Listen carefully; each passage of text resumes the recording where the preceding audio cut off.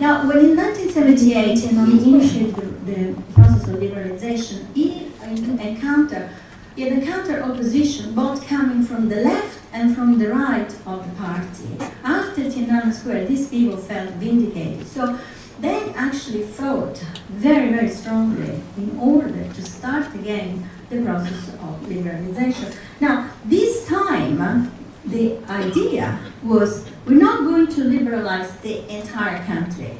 What we're going to do is we're going to create special economic zone enclaves whereby we're going to experiment this new type of economy. The special economic zone became enclaves where basically capitalism could run totally free. No rules, no regulation. Now, what Deng realized is that China did not have money to modernize. It was a poor country. I mean, there was still starvation in the countryside. So it needed to attract capital. That was the only way that the country could actually be modernized. So the special economic zone became enclaves where the same conditions of the Industrial Revolution could be reproduced in order to start a modern version of the Industrial Revolution in China, which means basically labor exploitation. So what was the great resource of China? How did China manage to attract foreign investment? By offering cheap labor.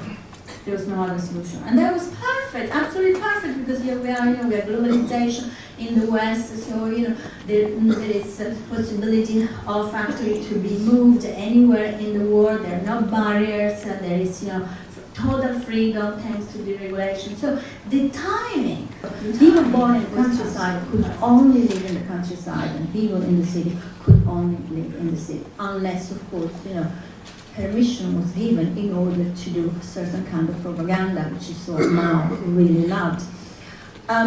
That created a total stagnant economy to the extent that I said before, starvation was not uncommon in certain areas in the countryside. So then basically open up the market progressively, not in one go, so people could apply for permission to become migrant workers.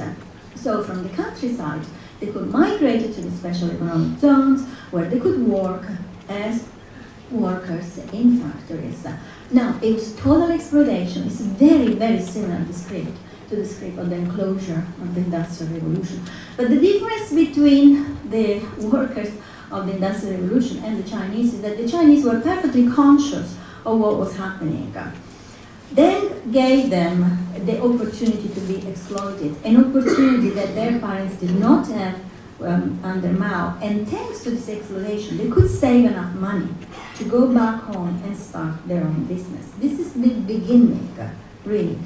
It is very much the beginning of the happy story of the industrialization and modernization of the foreign capital of China. Moved to China came initially from the diaspora. So Chinese from Taiwan, Malaysia, Indonesia also, who moved back to China and with their money invested in factories. They also knew what to produce for the Western market, for the so-called free world. But later on, our industrialists also went there. So what we're seeing taking place in China is a tremendous exploitation. But the people that exploited the Chinese labor force were not the Chinese, were actually Western people and foreigners. What Deng did, he created the condition for this exploitation to take place.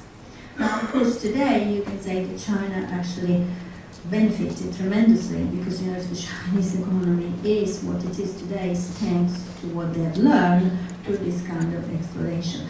Now, among the people that benefited, we find Apple Computer. Now, that's another of the happy stories of the last decade. Apple becoming one of the largest companies in the world. Look at the market capitalization is quite astonishing. Now, what did Steve Jobs do?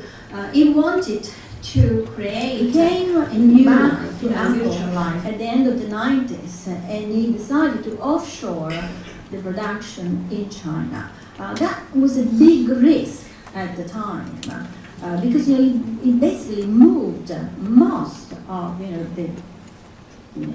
the assembly line away from the West into China, and it paid very well. Now, the other thing Steve Jobs did that most of the industrialists from the West did not do was to reinvest very quickly the profits in the company, because he realized that the window of opportunity that Deng had offered was actually not very long. So it was about to close. And he was right. I mean, if you look at what Apple did, they launched the iPad in 2001, and 9 years later, they launched the iPod in 2001, and 9 years later, we have the iPad, and you can see that that virtual life through a series of products has been produced in a phenomenally short period of time. Now, today, the condition of production in China are not any longer what they were 10 years ago. And in fact, Apple has offshore production away from China to Laos, to Vietnam, Cambodia, and what they're doing in China, Foxconn, for example, is just putting all the pieces together, because the Chinese worker is actually an excellent worker. I mean, they haven't yet found in Asia a worker that can match that kind of perfection that the Chinese worker can produce. So this is why we see this change. So we're seeing offshoring taking place from China to other markets. So to conclude, well, I think that Deng Xiaoping and Steve Jobs, they were able to implement really a revolutionary vision. I mean, Deng's created the cap economism, he transformed the communist country, a backward communist country, into the next economic superpower. And Steve Jobs gave us a virtual life, which of course, if I had said something like this 15 years ago, you would have said, what is it? This is a crazy idea. But the reason why they achieved that, it is of course because they exploited globalization, deregulation, all the changes that have taken place in the last 20 years. But above all, because they actually had the courage to think outside the box. I mean, Deng Xiaoping did the unthinkable. He actually repressed with violence the people that he wanted initially to free from a communism that he did not believe was going to work any longer. Steve Jobs did exactly the same thing. He decided to bank on the Chinese market as the only place where he could produce iPod, iPhone, and iPad at rock bottom prices, so that every single individual could afford them. Now, this is a lesson for the European leaders. How are we approaching the European crisis? Well, I think we're approaching the European crisis following a script that belongs to the last decade.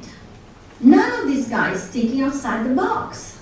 And unfortunately, in times of great transition, as Deng Xiaoping has shown us, the only way forward is to think outside the box, is to be innovative. It is to do the unthinkable.